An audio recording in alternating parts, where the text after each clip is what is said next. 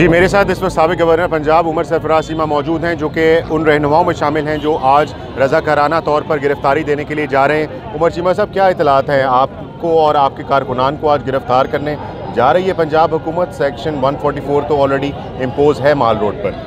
देखें, ये जो गेट भरो तहरीक जो आज जिसका आगाज़ किया जा रहा है, इसका मकसद जो है एक पुरअमन एहतजाज करना है। क्योंकि तहरीक इंसाफ आपके सामने है कि पहले भी हम मुख्तलिफ़ अंदाज से धरने, जलसे, रैलियाँ सब कुछ करता रहे और हमने हमेशा जो है कानून का एहतराम किया और पुरअमन तौर पे अवामी हकूक़ के लिए, अवामी मसाइल के लिए एहतजाज किया।